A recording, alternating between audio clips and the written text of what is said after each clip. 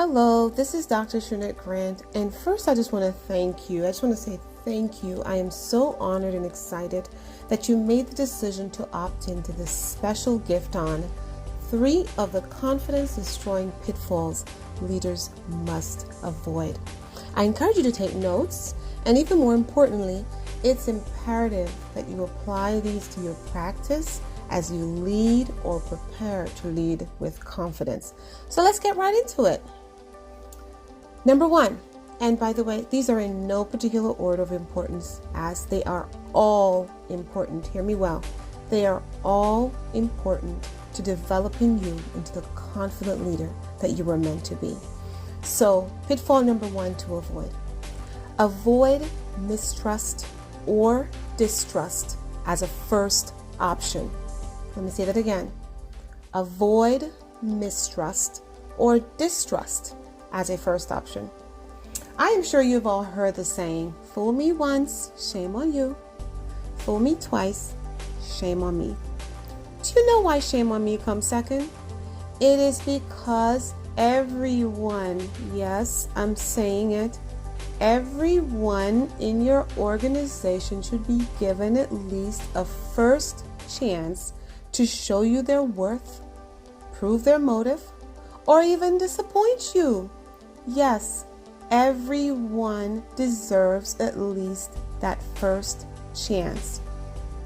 Do not walk around your organization so paranoid and questioning of everyone and everything that you miss the opportunities to engage with those you lead in meaningful and productive ways.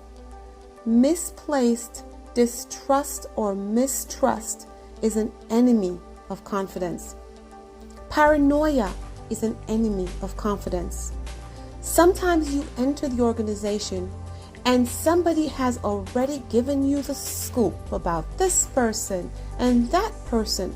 So you walk around already deciding who you will trust, who you will not trust, who you will listen to, who you will not listen to, which person is out to get you, and all that does is destroy your confidence in the things that you are trying to do and the leadership you bring to the organization as you are constantly questioning motive instead of being focused on the work. So when someone on the do not trust list brings you a good idea, no, a great idea, your first instinct is to focus on the person and not on the idea. Do not walk around with a cadence or air of suspicion or doubt.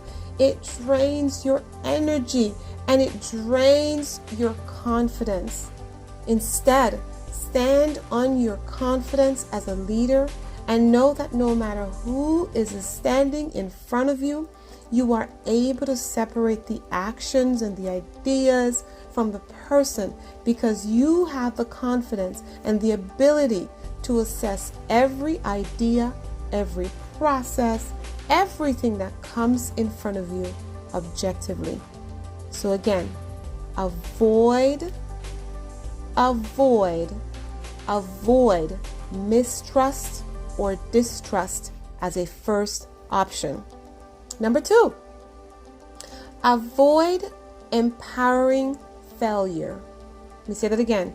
Avoid empowering failure. There is nothing more lethal to your confidence than failure. Nothing more lethal to your confidence than failure.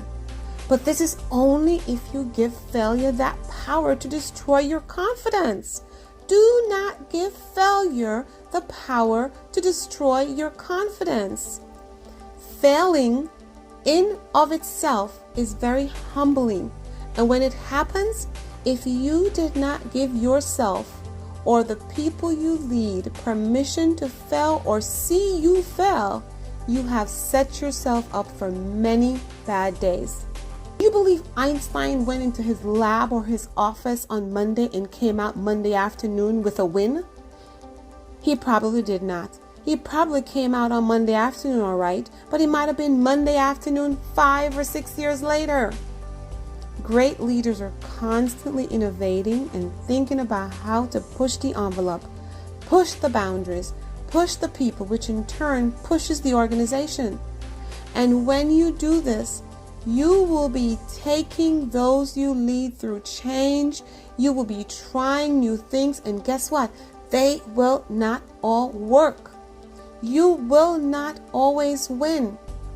If you, however, set the tone from the very beginning that together you will try new things, some will be great, some not, and it's okay. You will not walk away from the bad ones feeling downtrodden, beat up, and questioning yourself and your leadership. I always said to my staff, you will never be able to say to me, I told you so. Why? Because of how open I am around the risk that is involved in any idea or any new project. I set the stage for the work ahead, but I also embrace that mindset, ready to abandon a bad idea when it becomes apparent that it is a bad idea. So please understand, this is not to replace the idea that you want to keep pushing forward with bad ideas. It is just to say that if it is a bad idea, you walk away from it. And when you do, it's okay. It's okay. On to the next. So again, do not give failure wings. Do not empower failure to destroy your confidence and question your leadership. Finally, number 3, avoid taking it personal. This is a really hard one for many of us. Avoid taking it personal. Leaders often question themselves and the work they're doing within the organization when the people in the organization do not line up according to the plan or according to your expectations. You're beginning to doubt your work, and it is in this doubt that the enemy to confidence rears its ugly head. You begin to think, what am I doing wrong? And that is always a question to ask, because great leaders are reflective and flexible, and they are ready to make adjustments as needed. But if you know and you believe and is confident that you are doing the right thing for the people and for the organization, push through it. Push through it. This is a consequence of your position as a leader. And in fact, if you are not getting pushback on anything that you are working with your people, it means you are not stretching the people and you're not stretching the organization to innovate and change. Let me use a very trivial example to make this point. I am sure you all are familiar with the idiom. You cannot fit a square peg into a round hole. Imagine the round hole is your vision for the organization, and the round peg represents the people. And to make it worse, the people are not all round. Some are squares, some are parallelograms, some are hexagons, and some are triangles. Not to mention the fact that now you have to think about separating the different types of triangles, the isosceles from the scalenes. Oh boy, if you're a math person, or if you're not a math person right now, please forgive me. But you get the point. Imagine trying to fit all those shapes, the people, into the vision, the whole. Yikes. But this is as a consequence of the position and the role that you hold, not you. So stop taking it personal. This will weigh on your confidence. Develop a tough skin towards the darts that come at you. It's human nature that people will resist and push back.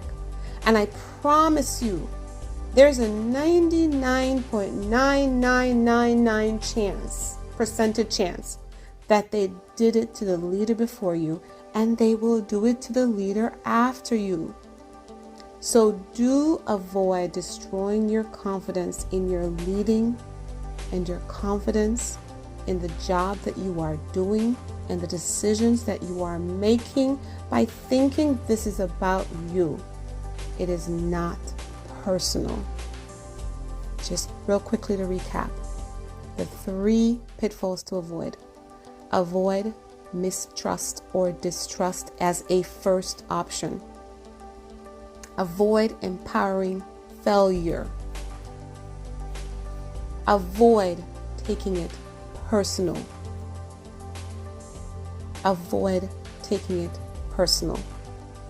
I just want to thank you for joining me and taking the time to listen to this. 3 of the confidence destroying pitfalls leaders must avoid.